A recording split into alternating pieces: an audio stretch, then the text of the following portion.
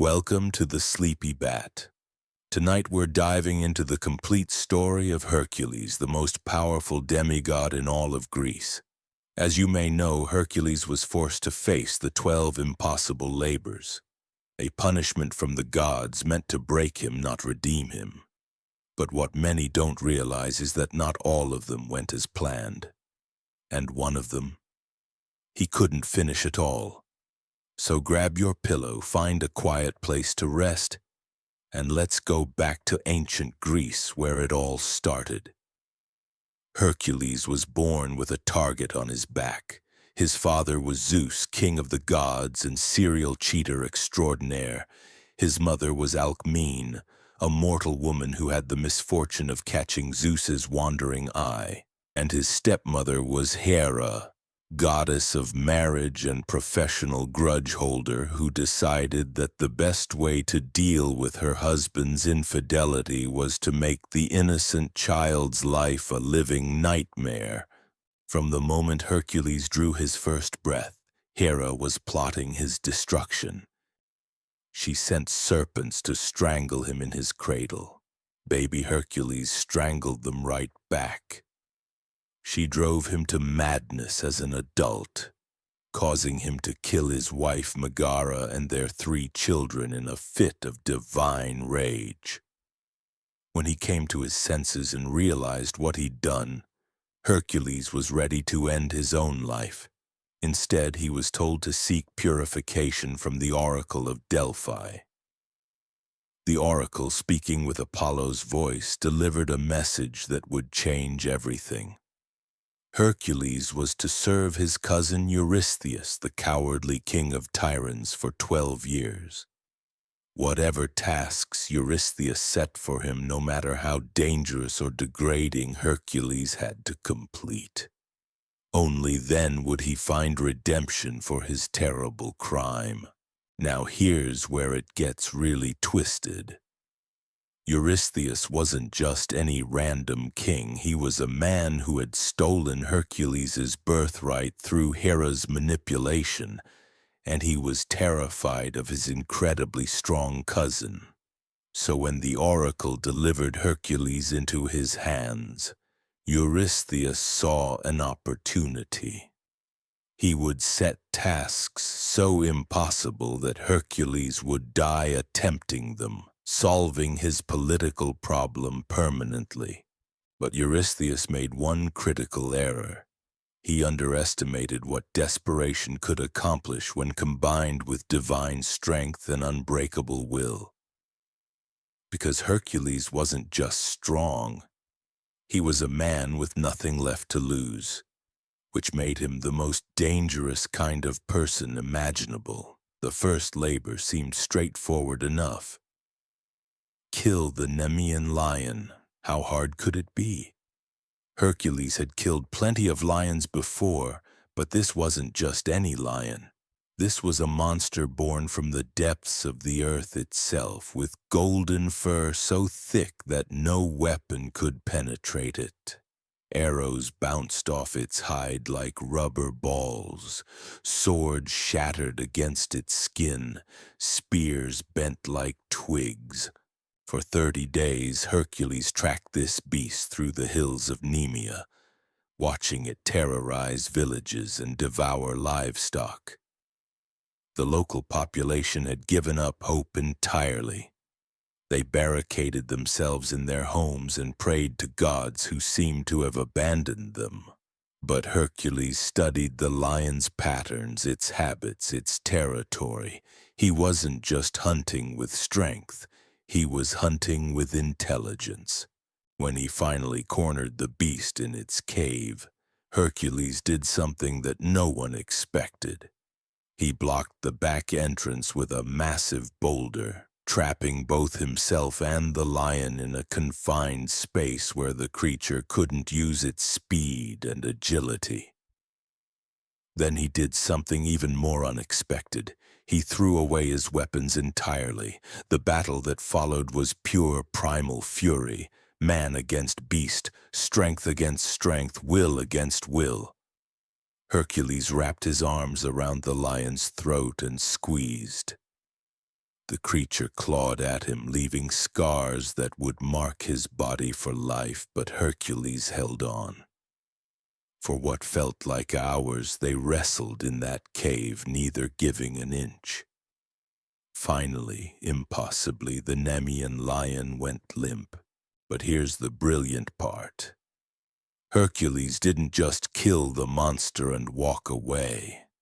He realized that if the lion's hide was impervious to weapons, it would make the perfect armor. Using the creature's own claws, the only thing sharp enough to cut its hide, he skinned the beast and fashioned the pelt into a cloak. From that day forward, Hercules was essentially invulnerable, wearing the skin of impossibility itself. When he returned to Eurystheus carrying the lion's body, the king was so terrified that he hid in a bronze jar and refused to come out. From then on, all of Hercules's completed tasks had to be displayed outside the city walls, because Eurystheus was too afraid to see the evidence of his cousin's growing legend. But if Eurystheus thought the first labor was just beginner's luck, the second one would prove him spectacularly wrong. Because the Lernaean Hydra wasn't just a monster. It was a puzzle wrapped in a nightmare, designed to exploit the one weakness that strength alone couldn't overcome. The Hydra lived in the swamps of Lerna, a creature so venomous that its breath alone could kill a man. It had 9 heads, each one capable of spitting deadly poison, each one filled with teeth like razors. But here's the truly diabolical part. Every time you cut off one of its heads, 2 more would grow back in its place, attack it, and you'd only make it stronger. Hercules arrived at the swamp with his nephew Iolaus driving his chariot, and they immediately understood the scope of the problem. This wasn't just about strength or courage. This was about strategy. How do you kill something that gets stronger every time you hurt it? The first assault was a disaster. Hercules charged in with his sword, chopping off heads left and right, only to watch in horror as 18 heads sprouted where 9 had been. The Hydra was now twice as dangerous as when he'd started. Worse, the heads he'd severed were still alive, snapping at his heels and spitting poison that burned through his sandals. But Hercules had learned something crucial from the Nemean lion. Sometimes the obvious approach is the wrong approach. Sometimes you have to think like your enemy to defeat it. So he called out to Iolaus with a plan that was either brilliant or completely insane. As Hercules held each head steady with his massive hands, Iolaus would sear the neck stump with a burning torch before new heads could grow. Fire cauterized the wounds, preventing regeneration. It was surgical precision applied to mythological brutality, and it worked. One by one, the heads fell permanently until only the immortal center head remained. This final head couldn't be killed by conventional means. So Hercules did something that defined his entire approach to impossible problems. He buried it under a massive boulder, trapping it alive but harmless for all eternity. Sometimes victory isn't about destruction. Sometimes it's about containment, but the Hydra had one final gift for him. Hercules dipped his arrows in its venomous blood, creating weapons so deadly that even the smallest scratch would prove fatal. He turned his enemy's greatest strength into his own ultimate weapon. It was a lesson in adaptation that would serve him well in the labors to come. However, when Hercules returned to report his success, Eurystheus made a decision that revealed just how desperate he was becoming. He declared that the second labor didn't count because Hercules had received help from Iolaus. The rules were being changed mid-game, but Hercules accepted it without complaint. He understood something that his cousin didn't. Every impossible task was making him stronger, smarter, more capable. Eurystheus thought he was punishing Hercules, but he was actually forging him into something unstoppable. And that's when things got really interesting. Because if the first two labors had been about strength and strategy, the third one was about to test something far more challenging. Something that would push Hercules to his absolute limits and force him to confront a truth about himself that he'd been avoiding. The Ceryneian hind wasn't just any deer. It was sacred to Artemis, goddess of the hunt, with golden antlers and bronze hooves that could outrun the wind itself. And Eurystheus wanted it brought back alive, not killed, captured. Which meant Hercules couldn't use his strength to simply overpower it. He couldn't use his poison arrows to bring it down. He had to match wits and endurance with a creature that was, quite literally, divinely fast. For an entire year, Hercules pursued this deer across mountains, through forests, over rivers and valleys. It was a chase that would test not his strength, but his patience, his persistence, and his ability to think beyond brute force. And as we'll discover, it was just the beginning of a series of tasks that would push the very definition of impossible to its breaking point. The year-long chase began in the hills of Arcadia, where the golden deer grazed in meadows that seemed to shimmer with divine light.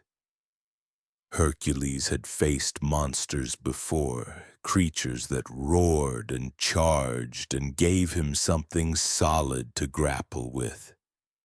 But this was like trying to catch moonlight with his bare hands.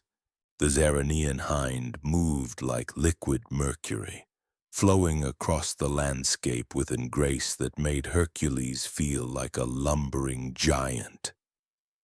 Every time he got close enough to see the intricate patterns etched into its golden antlers, it would bound away with effortless ease, leaving him gasping in a cloud of dust in his own frustration. But here's what made this task truly diabolical. It wasn't just about speed. Artemis had created this deer to be the perfect embodiment of the untouchable wild. It could leap ravines that would break a horse's legs. It could climb cliff faces that would challenge a mountain goat. It could run for days without rest, while Hercules, for all his divine strength, still needed to eat, sleep, and recover. Month after month, the chase continued through scorching summers and bitter winters across the known world and into lands where maps ended and legends began. Hercules learned to read tracks on stone, to predict the deer's movements by the way it favored certain types of terrain, to anticipate its resting spots by understanding its divine nature. And slowly, something remarkable happened. The pursuit changed him. The man who had solved his first two labors through strength and strategy was learning patience. Real patience. The kind that comes from accepting that some victories can't be rushed, can't be forced, can only be earned through absolute dedication to the process.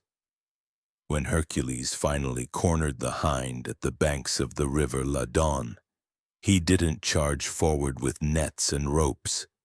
Instead, he waited. For 3 days and nights, he simply watched, learning the creature's patterns, its preferences, its moments of vulnerability. And then, With a precision that would have made Artemis herself proud, he shot a single arrow. The arrow passed cleanly between the deer's front legs, pinning both forelegs together without causing any real harm. It was a shot that required not just incredible skill, but perfect understanding of anatomy, trajectory, and timing. The Ceryneian hind was captured without being truly hurt, its dignity intact even in defeat. But the real test came when Artemis herself appeared, silver bow drawn, eyes blazing with divine fury. "You dare capture my sacred deer?" she demanded, and Hercules felt the temperature drop 20 degrees around him. This was the moment that revealed Hercules's true growth. Instead of boasting about his accomplishment or making demands, he knelt before the goddess and spoke with genuine respect. He explained his situation, his need for redemption, his willingness to return the deer unharmed once it had been presented to Eurystheus. He spoke not as a conqueror, but as a supplicant who understood that some things were more important than his own glory. Artemis studied him for a long moment, seeing perhaps something she hadn't expected to find. Finally, she nodded. "Complete your task," she said, "but know that my deer comes back to me untouched, or you'll face my eternal wrath." When Hercules arrived in Tiryns carrying the golden deer, Eurystheus took one look at the magnificent creature and immediately demanded that it be released. Even he understood that keeping Artemis's sacred animal would bring down divine punishment on his entire kingdom. The deer bounded away instantly, returning to its goddess, but not before fixing Hercules with a look that seemed almost like respect. 3 labors down, 9 to go. But Eurystheus was starting to panic. Each impossible task he set was being completed with increasing efficiency. Hercules wasn't just surviving these challenges, he was mastering them, learning from them, becoming something more dangerous with each victory. So for the 4th labor, Eurystheus decided to get creative. If individual monsters weren't enough, maybe Hercules needed to face something that combined the worst aspects of everything he'd encountered so far. Something with the aggression of the Nemean lion, the persistence of the Hydra, and the speed of the Ceryneian hind, all wrapped up in a package of pure, uncontainable rage. The Erymanthian boar was terror on 4 legs, larger than a warhorse, with tusks that could gore through bronze armor and a temper that made hurricanes look calm.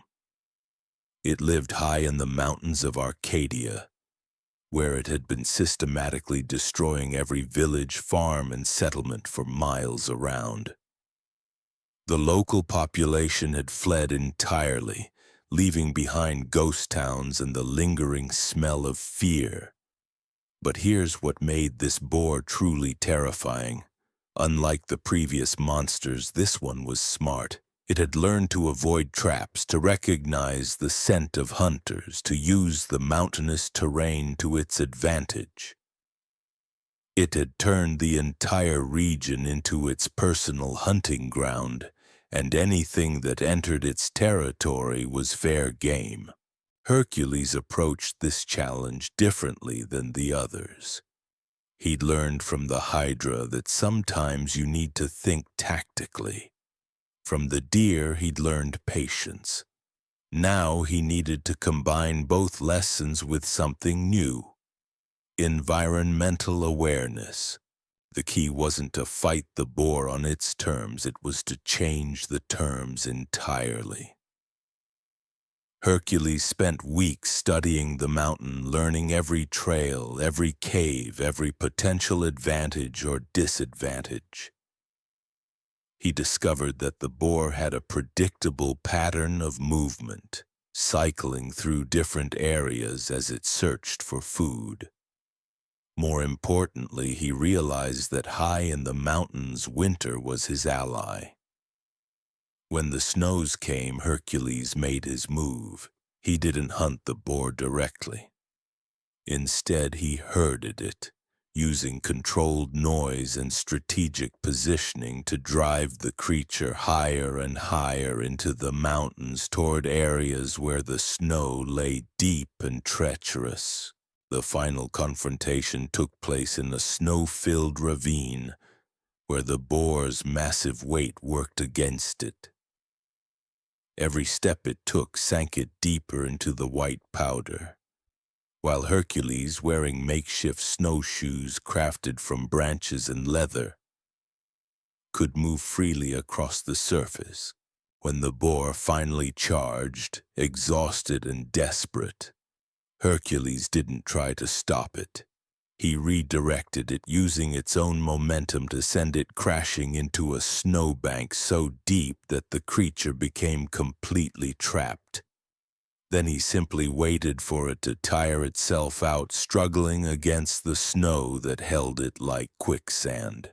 Capturing the Erymanthian boar alive required building an enormous cage from mountain timber, then using a complex system of ropes and pulleys to haul both cage and boar down the mountain. It was engineering on a massive scale, the kind of project that should have required a team of skilled workers and months of planning. Hercules did it alone in 3 days.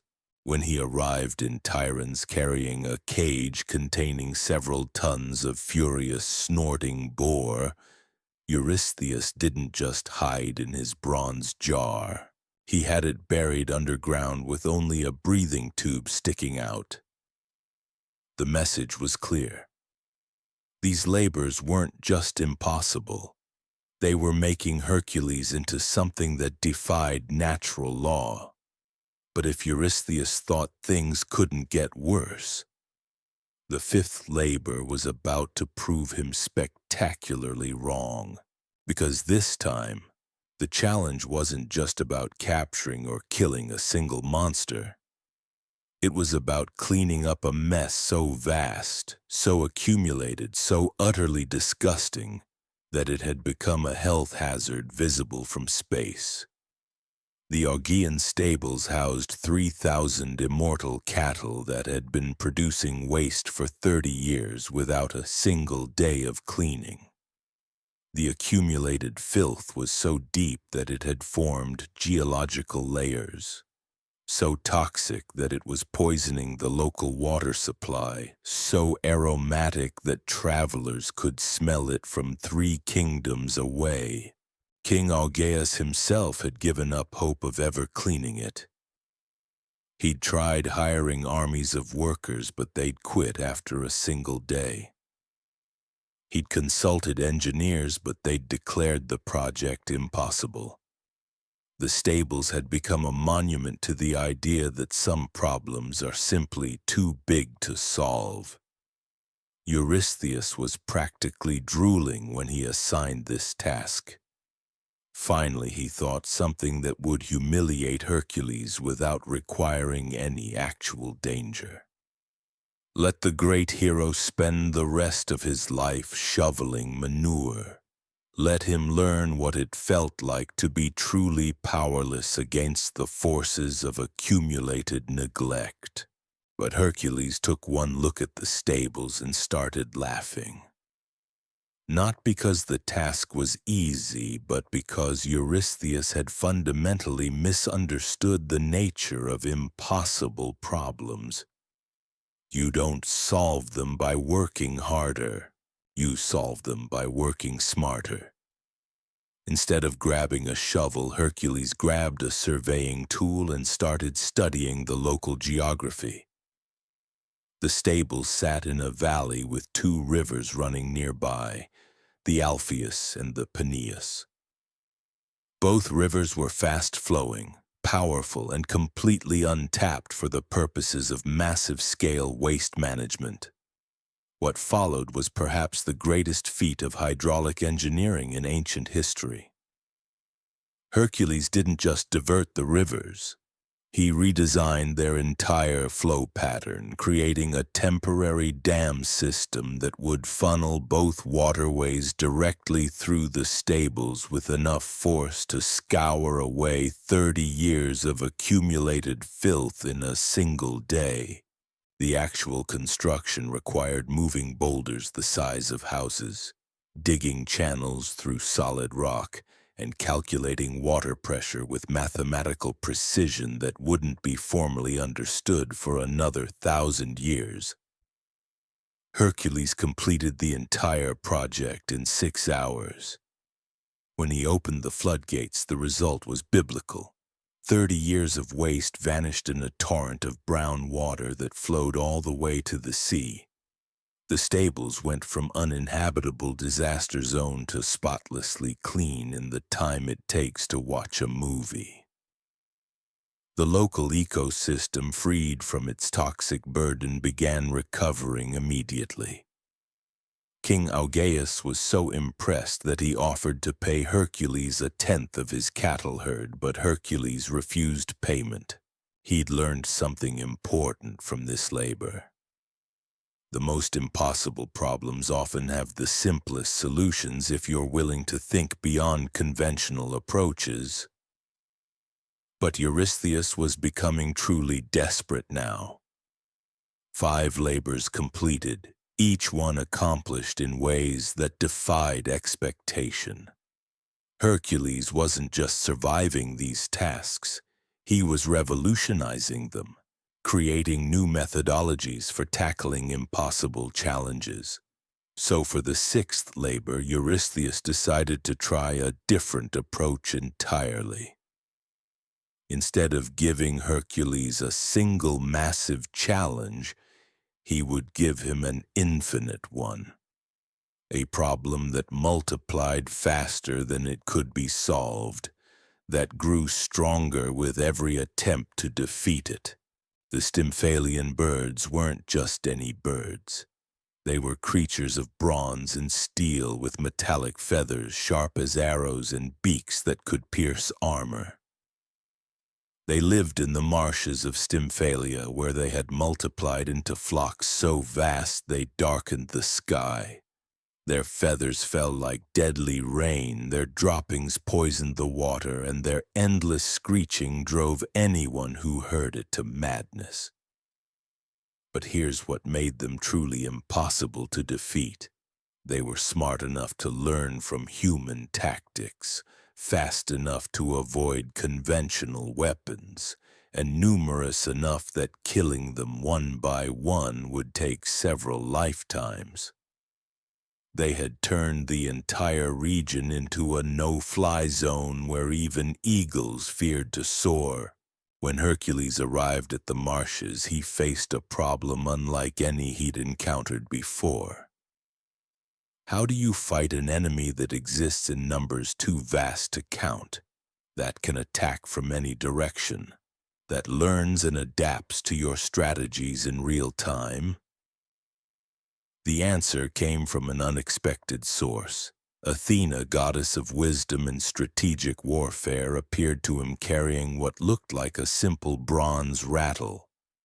But this was no ordinary instrument. It was crafted by Hephaestus himself, designed to produce sounds that would trigger the bird's deepest instincts.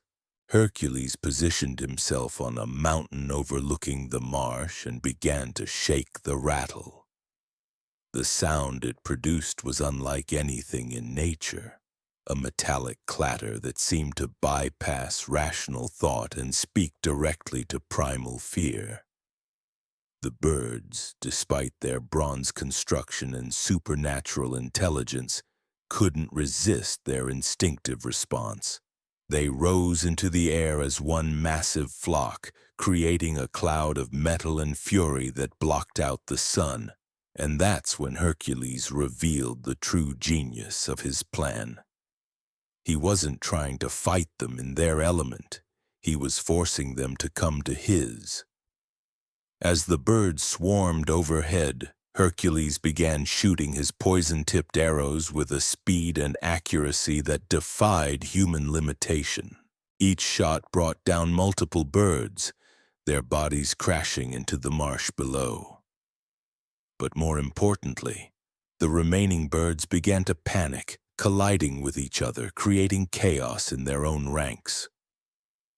Within an hour, the sky was clear. The surviving birds, broken and demoralized, fled to distant lands and were never seen in Greece again. Hercules had solved an infinite problem with finite resources by understanding that sometimes the best way to defeat a swarm is to make it defeat itself. 6 labors down, 6 impossible victories. But Eurystheus was far from finished. In fact, he was just getting started. Because if individual monsters and environmental challenges weren't enough to stop Hercules, maybe it was time to test something far more dangerous. Maybe it was time to test whether Hercules could handle the impossible when it came disguised as the inevitable. The 7th labor wasn't just impossible, it was mathematically absurd. Eurystheus had finally realized that conventional monsters weren't enough to stop his unstoppable cousin. So he decided to throw Hercules at something that operated on pure divine logic, where the rules of reality bent like heated metal. The Cretan bull wasn't just any bull. This was the same magnificent white beast that had carried Europa across the sea to Crete, the same creature that Poseidon had gifted to King Minos with one simple condition: sacrifice it back to the sea god as a sign of respect. But Minos had looked at this perfect divine animal and decided he wanted to keep it for himself. Bad move. Poseidon's revenge was surgical in its cruelty. He didn't take the bull back. Instead, he drove it completely insane.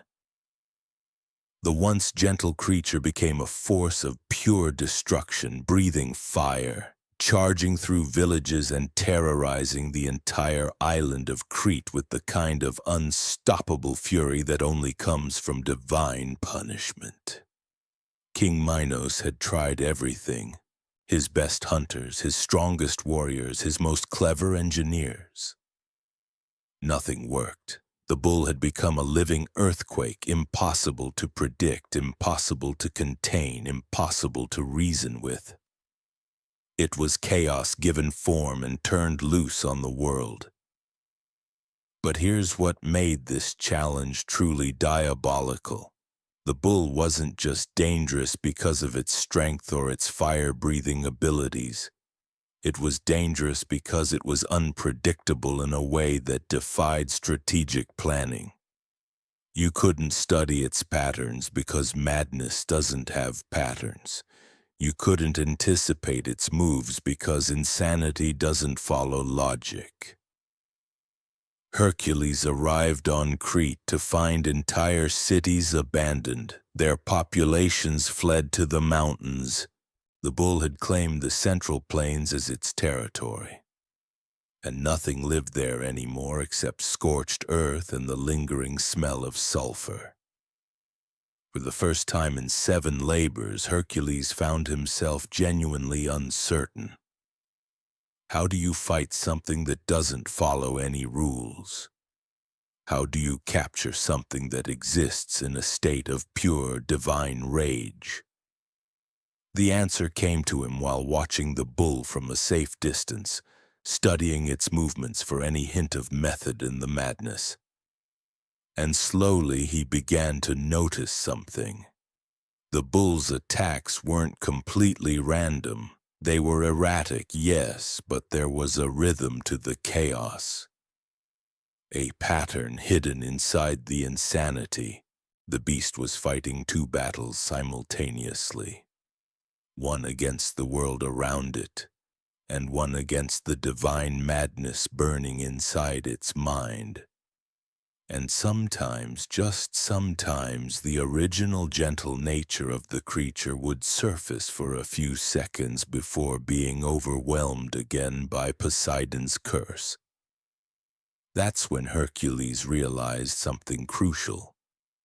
He wasn't fighting a monster. He was fighting a victim. Instead of approaching with weapons and aggression, Hercules did something that shocked even himself. He approached with patience, not the patience he'd learned chasing the golden deer, but a deeper kind of patience, the patience of someone who understood suffering.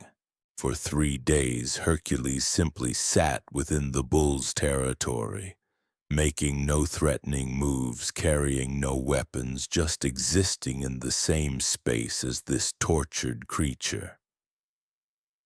Every time the bull charged at him, he would dodge calmly without counterattacking, without showing fear or aggression. On the 4th day, something remarkable happened. The bull approached him cautiously during one of its brief moments of clarity, and Hercules saw recognition in its eyes. Not of him specifically, but of someone who understood what it meant to be driven to violence against your own nature. When the moment came, Hercules moved with a gentleness that seemed impossible for someone of his size and strength. He wrapped his arms around the bull's neck, not in a wrestling hold, but in something that looked almost like an embrace.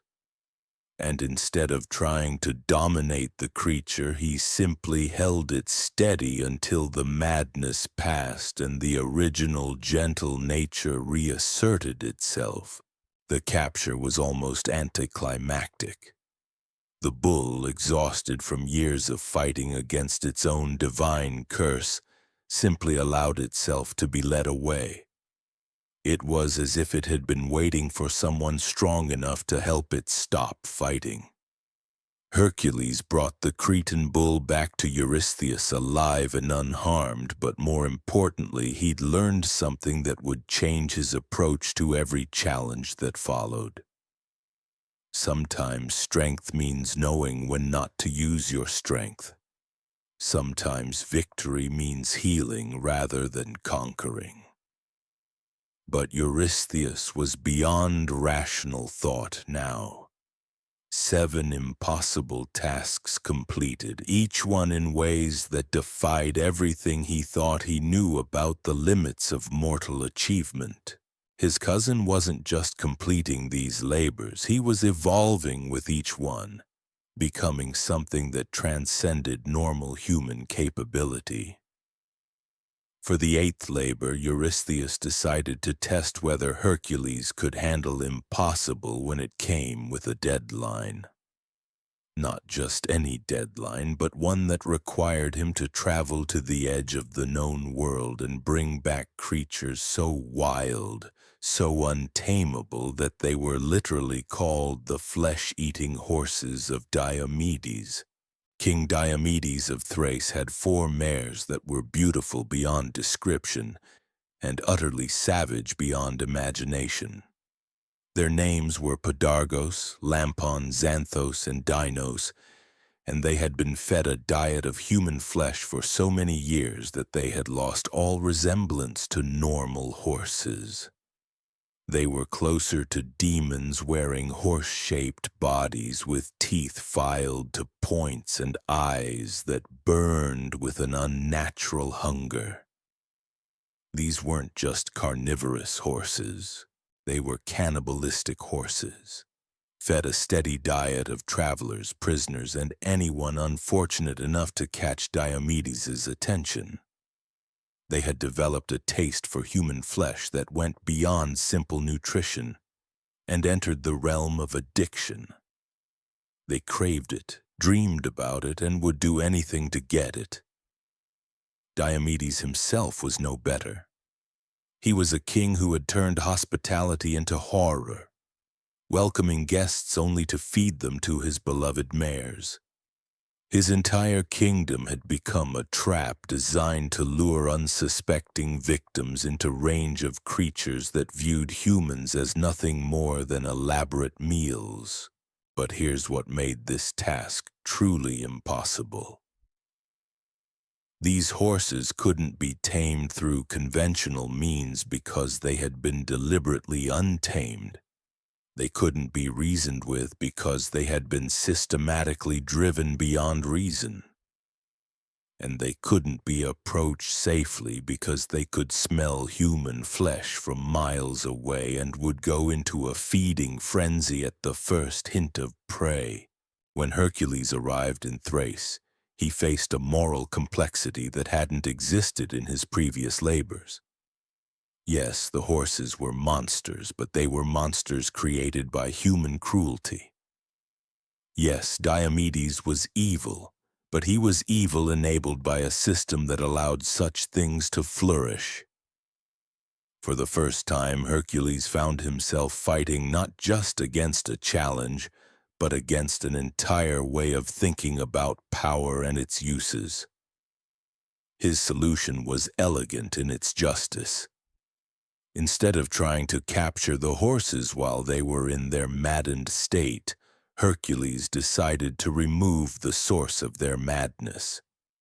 He challenged Diomedes to single combat, with the understanding that the winner would claim everything the loser possessed. The fight was brutal but brief.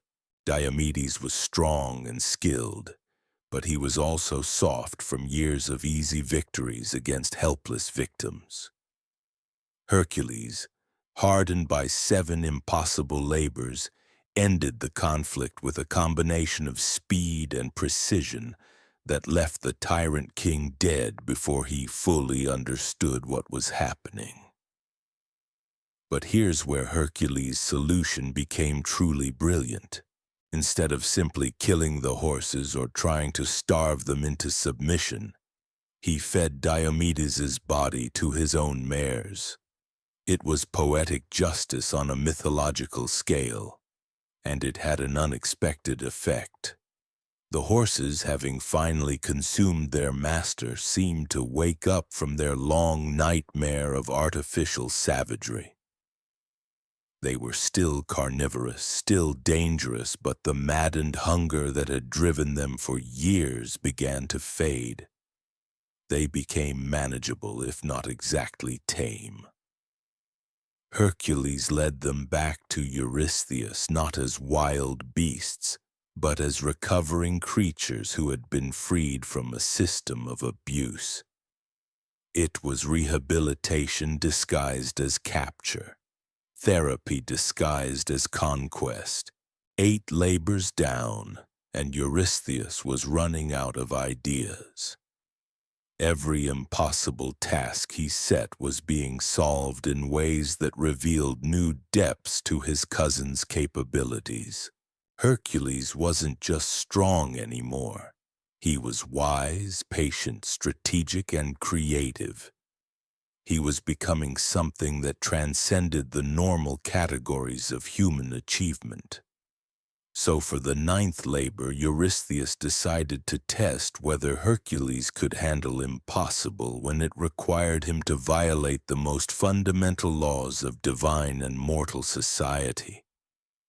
He would have to steal from a goddess, infiltrate an army of warrior women, and bring back proof of a victory that no man had ever achieved. The belt of Hippolyta wasn't just any piece of clothing. It was a gift from Ares, god of war, to his daughter Hippolyta, queen of the Amazons. The belt contained the essence of divine authority, granting its wearer the power to command respect from any warrior, mortal or divine. It was the source of Hippolyta's ability to lead the most fearsome army of women the world had ever seen. The Amazons themselves were legendary for good reason. They were warriors who had rejected the traditional roles assigned to women in ancient society and had created their own kingdom based on strength, skill, and absolute equality in battle. They trained from childhood to be perfect fighters, and they had never been defeated by any army sent against them. Their territory was a fortress nation where men were allowed only as temporary guests, and where the very concept of masculine superiority was considered not just wrong, but laughably naive. They had proven again and again that courage and skill in battle had nothing to do with gender and everything to do with training, determination, and the will to never surrender. For a man to steal from the Amazon Queen wasn't just theft. It was a challenge to everything the Amazons represented. It was an act of war disguised as a simple task. But when Hercules arrived at the Amazon stronghold, something unexpected happened. Instead of attacking immediately, Hippolyta requested a meeting. She had heard of his labors, his growing reputation for solving impossible problems in ways that revealed hidden wisdom rather than simple brute force. What followed was perhaps the most important conversation of Hercules' entire journey. Hippolyta didn't see him as an enemy to be defeated or a man to be dismissed. She saw him as someone who, like her, had been forced to find strength in impossible circumstances. They talked for hours about leadership, about the weight of responsibility, about what it meant to carry the hopes and fears of others on your shoulders. They discussed the difference between power and authority, between strength and wisdom, between winning and actually solving problems. In the end, Hippolyta made a decision that shocked everyone, including herself. She removed the belt voluntarily and offered it to Hercules not as a surrender, but as recognition of someone who had earned the right to carry such a symbol through his actions rather than his birth. But Hera, watching from Olympus, couldn't allow such a peaceful resolution. She disguised herself as an Amazon warrior and spread rumors that Hercules had come to kidnap their queen, that the meeting was a trap, that the Amazons were about to be betrayed by their own leader. The resulting battle was everything Eurystheus had hoped for, and everything Hercules had tried to avoid. Amazons attacked with the fury of betrayed allies, while Hercules found himself fighting people he respected against his will, defending himself from warriors whose cause he actually supported. The combat was fierce and tragic, with both sides suffering losses that served no purpose except Hera's twisted desire for chaos. In the end, Hercules had to fight his way out with the belt, but the victory felt like defeat. He had gained the object he needed, but lost the respect of people whose respect actually mattered. 9 labors completed, but this one left scars that had nothing to do with physical wounds. Hercules was learning that sometimes the most impossible part of impossible tasks isn't the task itself, but living with the consequences of completing it. But Eurystheus wasn't done. In fact, he was just reaching the peak of his creative cruelty. Because if 9 impossible labors hadn't broken Hercules, maybe it was time to test whether his cousin could handle something that went beyond the impossible and entered the realm of the absolutely ridiculous. The 10th labor would require Hercules to travel farther than any Greek had ever traveled, to face challenges that existed at the very edge of the world itself, and to bring back proof of a victory so absurd that even the gods would have to admire the sheer audacity of attempting it. But that's where our story takes a turn that even Hercules couldn't have anticipated. Because sometimes the most impossible task isn't the one you're assigned. Sometimes it's the one you assign yourself when you finally understand what you've really been fighting for all along. The 10th labor was about to teach Hercules that geography itself could be an enemy. Eurystheus had finally run out of local monsters, regional tyrants, and nearby impossibilities. So he decided to send his cousin to a place so distant, so dangerous that most people weren't even sure it existed. The cattle of Geryon lived at the literal edge of the world, where the Mediterranean Sea met the great ocean that surrounded all known lands. Geryon wasn't just any cattle rustler. He was a giant with 3 bodies, 3 heads, and 3 sets of arms, each one capable of wielding weapons with devastating skill. His cattle weren't ordinary livestock either. They were red as blood, large as elephants, and guarded by a 2-headed dog named Orthrus and a giant herdsman named Eurytion, both of whom had never lost a single animal to thieves, wolves, or natural disasters. But here's what made this task truly impossible. It wasn't just about fighting a 3-bodied giant or stealing magical cattle. It was about the journey itself. The distance to Geryon's island was so vast that it would take months of travel through territories where Greek names meant nothing, where local customs could get you killed for using the wrong greeting, and where the very concept of returning home became more theoretical with each passing day.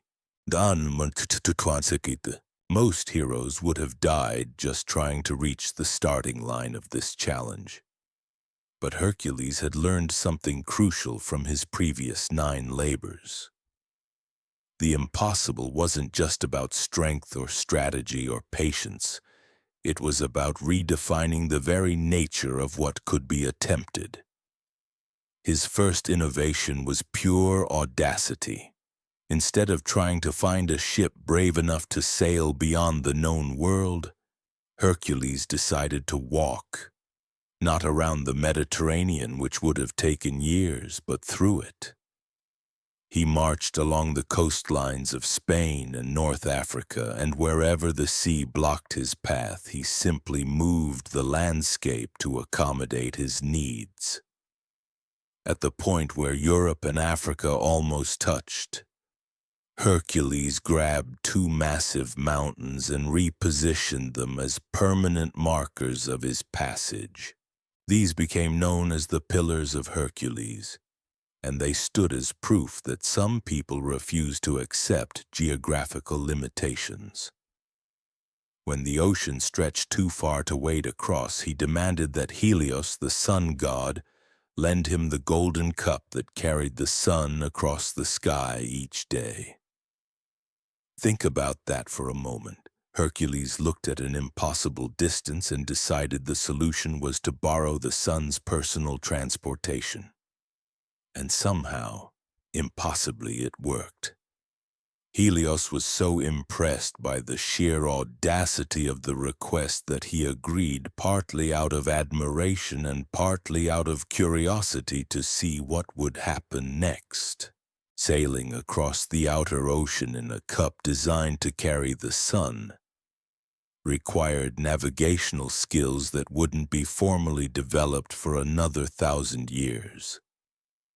There were no landmarks, no familiar stars, no way to measure progress except the gradual change in the color of the water and the increasing strangeness of the creatures swimming beneath the surface. When Hercules finally reached Geryon's island, he found a fortress that had never been successfully attacked because no one had ever been foolish enough to try.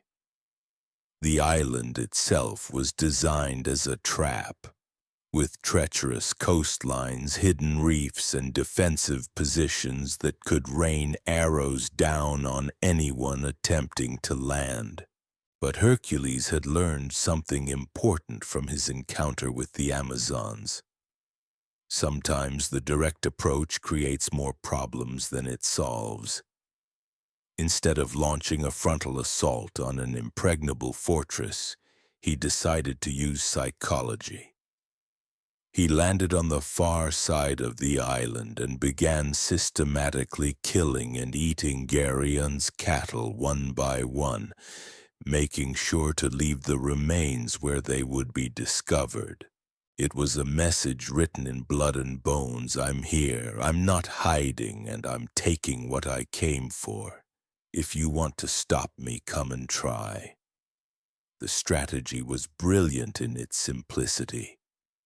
Instead of attacking a fortress where Geryon held every advantage, Hercules forced the giant to come to him, to fight on open ground where three bodies actually became a disadvantage rather than an asset. When Orthrus, the two-headed guard dog, came to investigate the cattle theft, Hercules killed it with a single blow from his club. When Eurytion, the giant herdsman, arrived to avenge his companion, he met the same fate. And when Geryon himself finally appeared, all three of his bodies shaking with rage, Hercules was ready for him. The battle that followed was less a fight than a demonstration of how 10 impossible labors had transformed a strong man into something approaching a force of nature. Hercules didn't just defeat Geryon, he dismantled him systematically, using the giant's own momentum against him, turning his three-body advantage into a coordination nightmare. A single arrow dipped in the Hydra's poison passed through all three of Geryon's bodies simultaneously. It was a shot that required perfect timing, perfect positioning, and perfect understanding of anatomy multiplied by 3.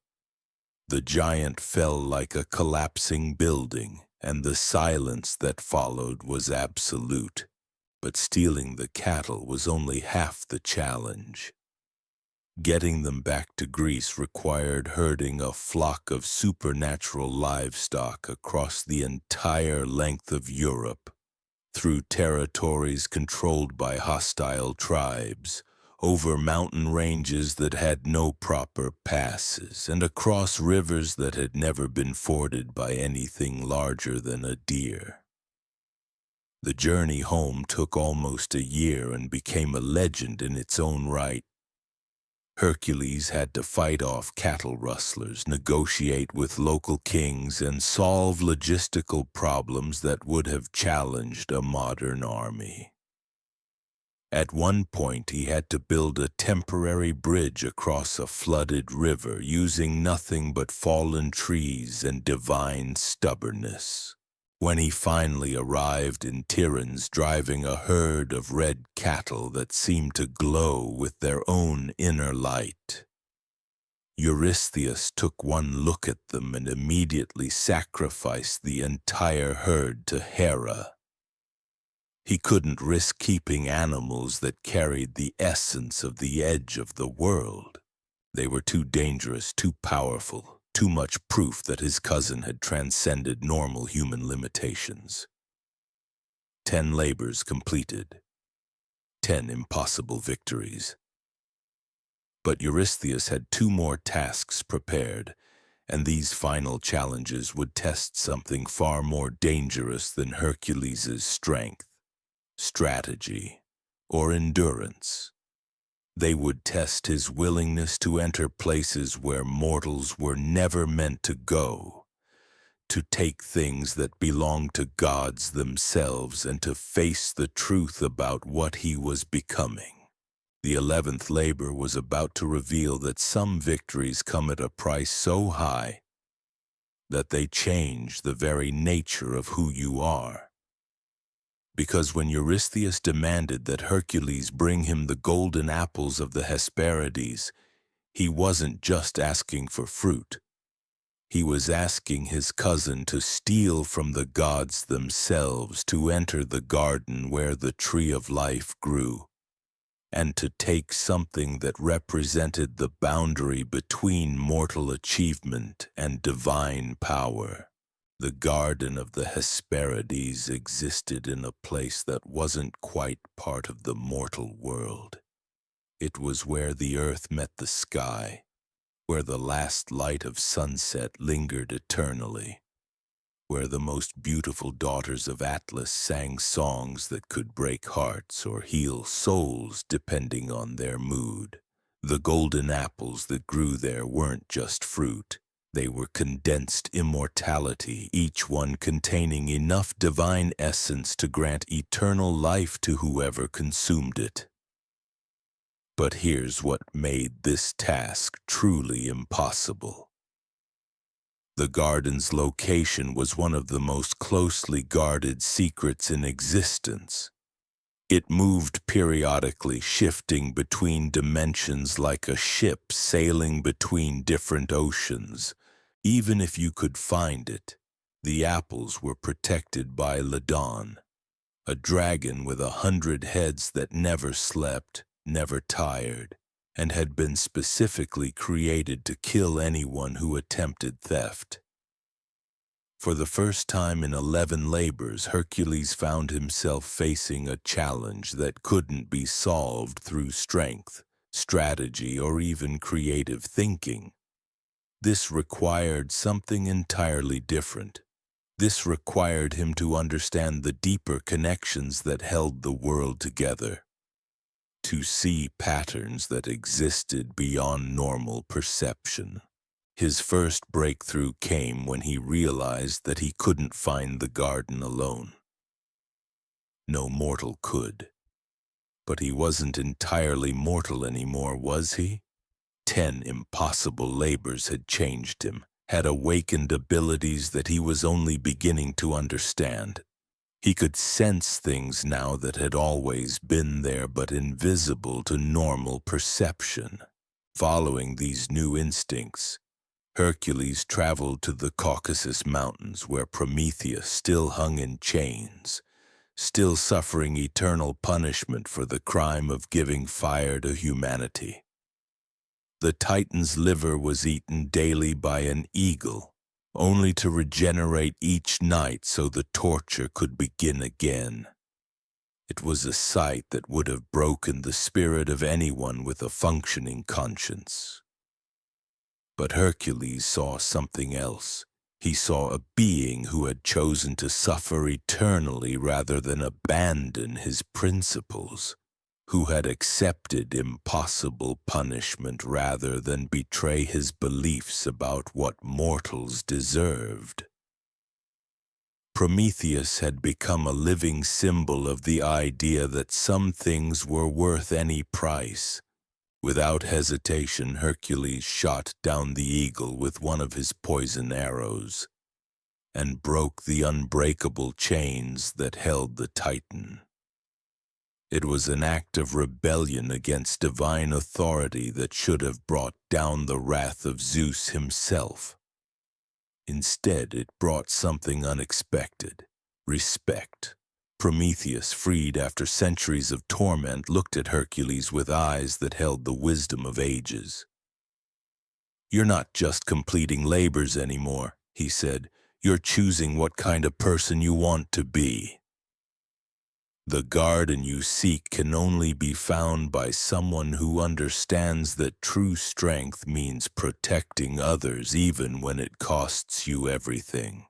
The Titan's guidance led Hercules to Atlas, the giant who held up the sky itself, whose punishment was to bear the weight of the heavens for all eternity without rest or relief. Atlas was Prometheus's brother, and like all the Titans, he had been condemned to suffer for opposing the Olympian gods. But Atlas was also the father of the Hesperides, the singing nymphs who guarded the golden apples. And he alone knew the secret of entering their garden without triggering Ladon's lethal defenses. When Hercules explained his mission, Atlas made an offer that revealed the true complexity of this labor. "I will retrieve the apples for you. the giant said, "but only if you take my burden while I'm gone. Hold up the sky for me just for a few hours, and I'll bring you what you need." It seemed like a reasonable trade. How hard could it be to hold up the sky for a short time? Hercules was the strongest man alive, wasn't he? He'd lifted mountains, wrestled with gods, performed 10 impossible labors. Surely he could handle a little atmospheric weight. He was wrong. Catastrophically, brutally, utterly wrong. The moment Atlas transferred the weight of the heavens to Hercules' shoulders, he understood why this punishment was considered worse than death. This wasn't just about physical strength. This was about bearing the responsibility for everything that existed, feeling the weight of every star, every planet, every grain of sand in the cosmic order. The pressure was so intense that it crushed thought itself. Hercules couldn't move, couldn't speak, couldn't even breathe properly.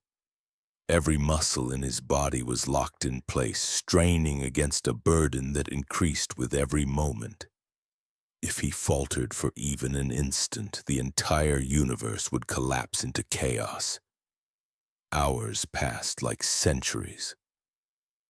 Hercules felt his sanity beginning to fray around the edges as the weight pressed down on him with mathematical precision. This was what Atlas had endured for eons, this crushing responsibility that never lessened, never paused, never allowed for a moment's rest. When Atlas finally returned carrying 3 golden apples that glowed like miniature suns, he looked at Hercules with something approaching sympathy. "You know," the giant said conversationally, "I've been thinking. Maybe I'll just leave you here and go see the world for a while. It's been so long since I could walk freely." For a moment, Hercules felt pure panic. He was trapped, locked in place by a burden he couldn't abandon without destroying everything. Atlas could simply walk away, leaving him to hold up the sky forever while the giant enjoyed his first taste of freedom in millennia. But then Hercules remembered something crucial. He'd learned over the course of 11 labors that the most impossible problems often had the simplest solutions. You just had to be willing to think beyond the obvious. "You're absolutely right," Hercules said, his voice strained but steady. "But before you go, could you just take the weight back for a moment? I need to adjust my cloak so it doesn't chafe my shoulders during the eternal vigil." Atlas, either genuinely helpful or simply eager to demonstrate his superior technique, took back the burden of the heavens. "Like this," he said, settling the cosmic weight across his own shoulders. "You want to distribute the pressure evenly, or you'll develop terrible knots in your neck muscles." The moment Atlas was locked in place again, Hercules grabbed the golden apples and ran. It was a trick so simple it felt almost unfair, but it worked perfectly. Sometimes the greatest victories come not from overpowering your opposition, but from understanding their psychology better than they understand yours. 11 labors completed, 11 impossible victories. But as Hercules made his way back to Tiryns carrying fruit that contained the essence of immortality itself, he realized something that changed everything. He didn't want the apples for himself. He didn't want immortality or divine power or cosmic authority. What he wanted was simpler and more complex than anything he'd fought for so far. He wanted redemption, real redemption, the kind that came not from completing tasks assigned by others, but from becoming the kind of person who deserved forgiveness. When he presented the golden apples to Eurystheus, his cousin took one look at them and immediately gave them back. "Return these to the garden," he said, his voice shaking. "I don't want anything that powerful in my kingdom. I don't want the gods to think I'm getting ideas above my station." It was the first time in 11 labors that Eurystheus had refused one of Hercules' trophies, and it revealed something important. His cousin wasn't just afraid of Hercules anymore. He was afraid of what Hercules was becoming, of the forces he was learning to command, of the connections he was forming with powers that existed beyond normal royal authority. But Hercules had one more labor to complete, one final impossible task that would test everything he'd learned about strength, strategy, patience, and the price of victory. And this last challenge would take him to a place where no living person had ever gone and returned to tell about it. The 12th labor was about to reveal that some victories are so profound, they change the fundamental nature of reality itself. Because when Eurystheus demanded that Hercules bring him Cerberus, the three-headed guard dog of the underworld, he wasn't just asking for the impossible. He was asking his cousin to conquer death itself. The underworld wasn't a place you visited. It was a place you went to stay. Forever. The very concept of entering the realm of Hades alive and returning was so fundamentally impossible that it violated the basic laws of existence. Death was a one-way journey, the final boundary that even gods respected. And Eurystheus wanted Hercules to cross that boundary, steal the personal pet of the Lord of the Dead and come back as if he'd just been running errands at the local market. Cerberus wasn't just any dog. This was a creature born from the union of monsters with 3 heads that could see past, present, and future simultaneously. A serpent for a tail, and the breath of the grave itself. His job was simple: let the dead enter, but never ever let anything leave. He had been performing this duty since the beginning of time, and he had never failed. Not once. But here's what made this task truly terrifying. It wasn't just about fighting a monster. It was about entering a realm where Hercules' strength meant nothing, where his weapons were useless, where the very air would drain the life from his lungs. The underworld operated on rules that had nothing to do with physical power and everything to do with cosmic authority. Most mortals who even attempted to enter the underworld died at the threshold. Their souls simply couldn't handle the transition from life to death and back again.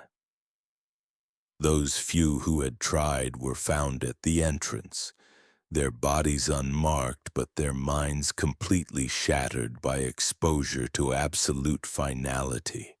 But Hercules had learned something crucial from 11 impossible labors. Sometimes the most dangerous part of any challenge wasn't the obvious threat. It was the assumptions you made about how the challenge had to be approached. Everyone assumed you couldn't enter the underworld alive. But what if that assumption was wrong?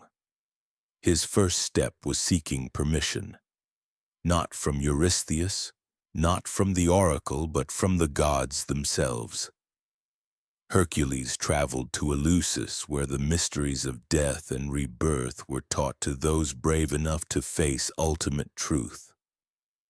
There he underwent ritual purification that prepared his soul for transition between worlds.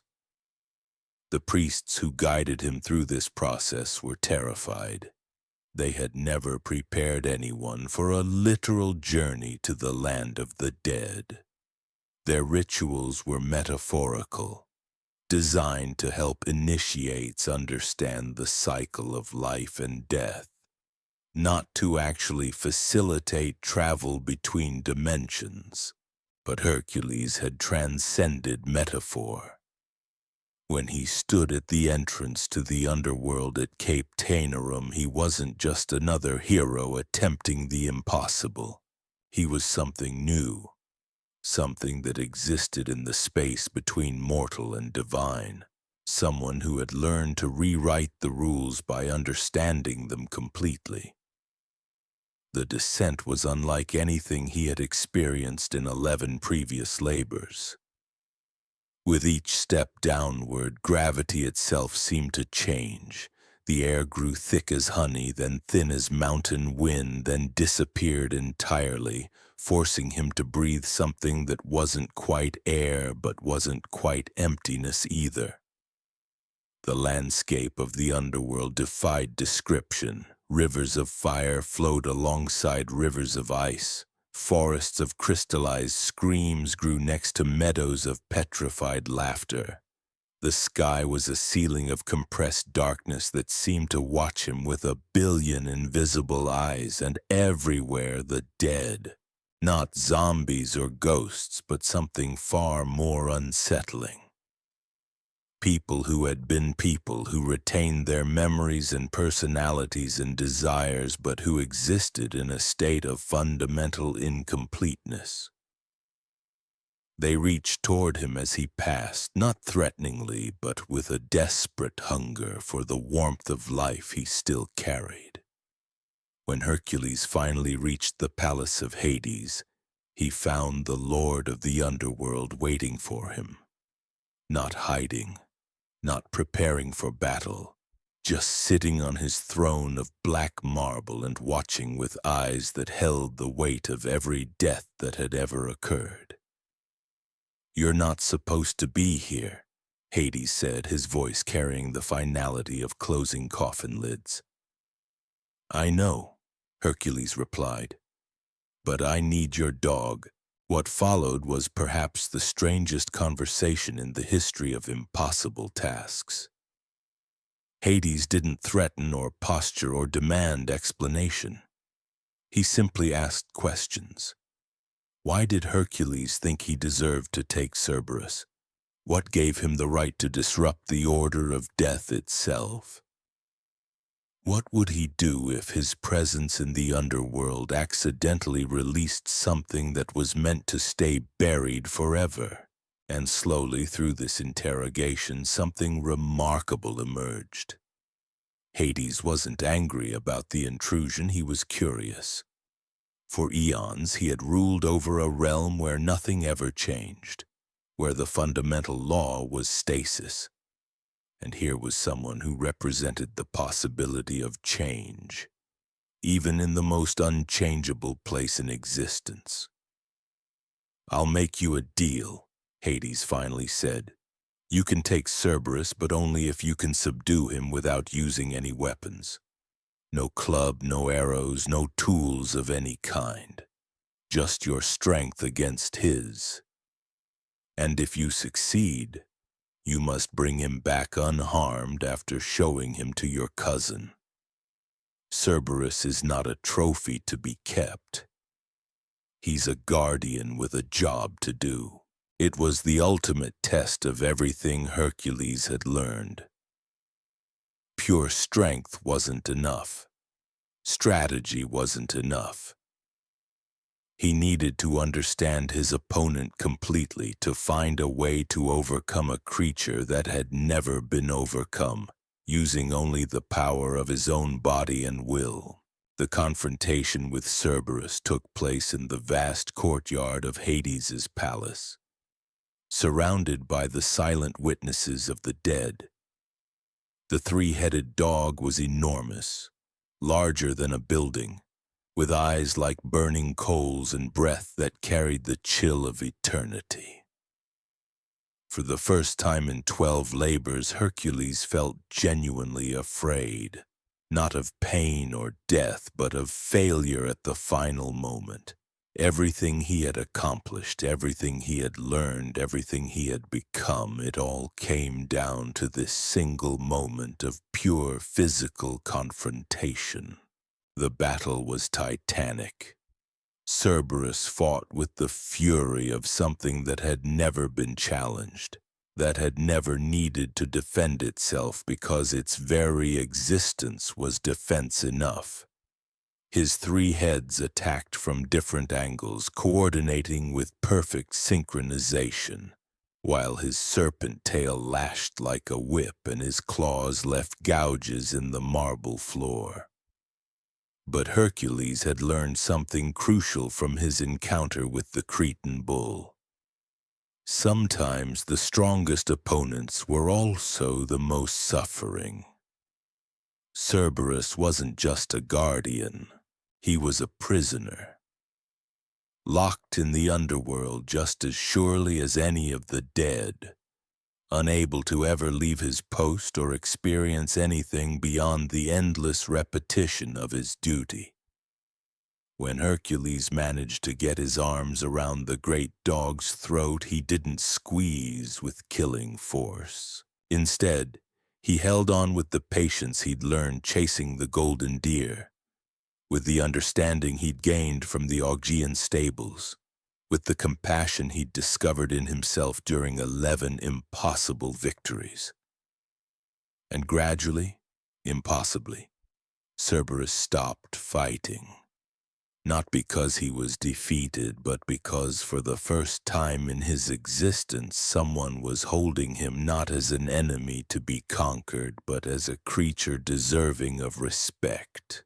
When Hercules emerged from the underworld carrying Cerberus on his shoulders like a massive three-headed puppy, the very foundations of reality seemed to shift. The sun appeared brighter. Colors seemed more vivid, and the air itself felt more alive. Death had been temporarily conquered, and the world could sense that something fundamental had changed. Eurystheus took one look at the three-headed dog of the underworld and immediately fainted. When he came to, he was babbling about canceling all future labors, about pardoning Hercules immediately, about never wanting to see evidence of his cousin's impossible achievements ever again. 12 labors completed, 12 victories over the impossible. Hercules had accomplished everything that had been demanded of him and more. He had earned his redemption, his freedom, his place among the greatest heroes who had ever lived. But as he prepared to return Cerberus to the underworld, as he stood on the threshold of a new life free from the weight of his past crimes, Hercules realized something that changed everything. The 12 labors hadn't been about redemption at all. They had been about transformation. He wasn't the same person who had begun this journey 12 impossible tasks ago. And that's when he understood the one task he couldn't complete, the one impossible challenge that would always remain beyond his reach, no matter how strong he became, no matter how many monsters he defeated, no matter how many boundaries he crossed. He couldn't bring back his family. He couldn't undo the moment of madness that had started this entire journey. He couldn't forgive himself for the one thing that mattered most, all the strength in the world, all the wisdom gained from impossible victories, all the power to reshape reality itself. And he still couldn't change the past. He couldn't resurrect the innocent. He couldn't heal the one wound that had driven him to attempt the impossible in the first place. Standing there with Cerberus at his side, having literally conquered death itself, Hercules finally understood what true strength meant. It wasn't about defeating monsters or completing impossible tasks. It was about living with the weight of what you couldn't change and choosing to use your power to protect others from experiencing the same loss. The 12 labors of Hercules weren't just about one man's journey from guilt to redemption. They were about the fundamental human struggle to find meaning in suffering, to transform pain into purpose, to discover that sometimes the most impossible task of all is learning to forgive yourself. And maybe that's the real lesson here. Maybe the point isn't that some tasks are truly impossible. Maybe the point is that the attempt to achieve the impossible changes us in ways we never expected. Maybe the real victory isn't in the completion, but in who we become along the way. Because in the end, we all have our own 12 labors, our own impossible tasks, our own monsters to face and boundaries to cross. And like Hercules, we'll discover that the strength to attempt the impossible doesn't come from our muscles or our weapons or our strategies.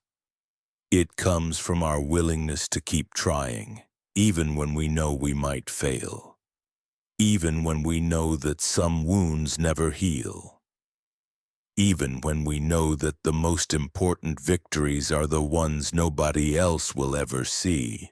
The 12 labors of Hercules ended with him returning Cerberus to the underworld and walking away a free man. But his real story, the one that made him truly immortal, was just beginning. Because he had learned something that would guide him for the rest of his legendary life. Sometimes the most impossible task is learning to live with your own humanity. And sometimes, just sometimes, that's exactly the task the world needs you to complete.